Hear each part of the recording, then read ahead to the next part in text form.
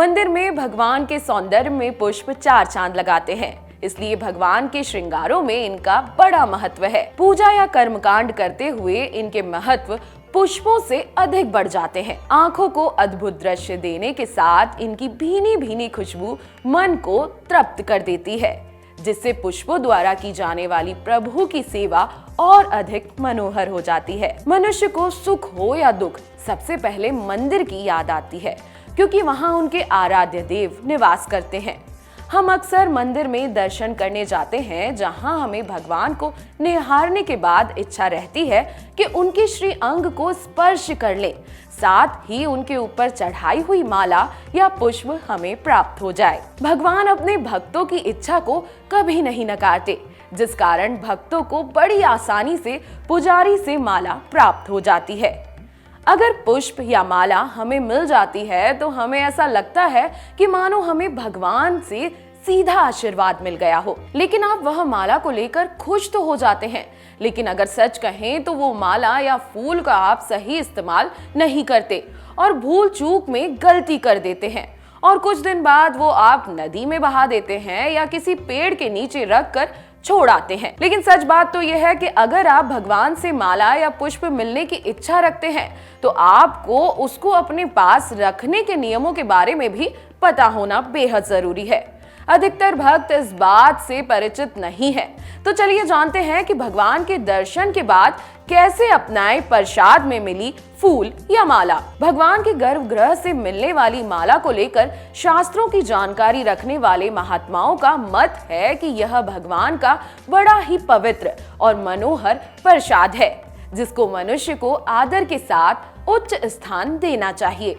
अधिकतर भक्त मंदिर में मिली मालाओं को स्वयं धारण कर लेते हैं, जो कि बेहद गलत है। उनका मत है कि हम इस लायक नहीं हैं कि भगवान के श्री अंग को स्पर्श आई माला को स्वयं धारण करें। ऐसा करने के लिए हम उपयुक्त पात्र बिल्कुल भी नहीं है। अगर हम माला को स्वयं धारण करते हैं तो इसके फूल और पत्तियां रास्ते या नाली में गिर सकते हैं, किसी अपवित्र स्थान पर यह झड़ सकते हैं, तो एक तरह से प्रसाद का अनादर ही हुआ। भगवान के प्रसाद का अपमान न तो स्वयं उन्हें ही पसंद होगा, न ही भक्तों को, क्योंकि उनके रूप में भगवान अपना प्यार हमें सौंपते हैं। इसलिए आपको कभी भी प्रसाद के रूप में मिली माला या पुष्प को खुद धारण नहीं करना चाहिए। चलिए अब जान लेते हैं कि जो आपको पुष्प या माला प्रसाद के रूप में मिला है, उसको रखने के सही नियम क्या हैं। भगवान के इस पुष्प रूपी प्यार को संभालने के लिए महात्माओं की वाणी कहती है कि मंदिर से माला मिलते ही उसे अपने माथे से लगाएं और कल्पना करें कि किसी विशेष कृपा से ही यह हमें प्राप्त हो पाई है। इसके बाद माला को सुरक्षित किसी थैले या चुंदरी में रख लें और प्रयास करें कि इसका कोई भी फूल या पत्ती नीचे ना गिरे, और अगर ऐसा होता है तो उसे तुरंत उठा लें। भगवान की माला को श्रद्धा के साथ तिजोरी में रखा जा सकता है, जहां लक्ष्मी निवास करती हैं। इससे वह स्थान और अधिक पवित्र हो जाएगा। आप इसे घर में ऐसे स्थान पर रख सकते हैं जहां से सब इसका दर्शन करते हुए सुख की अनुभूति प्राप्त कर सके। इन सब के अलावा भगवान के धाम में आई मालाओं को जल में प्रभावित करने का भी महत्व माना गया है, जो भगवान और पूजन से जुड़ी सामग्री के साथ अधिकतर किया ही जाता है।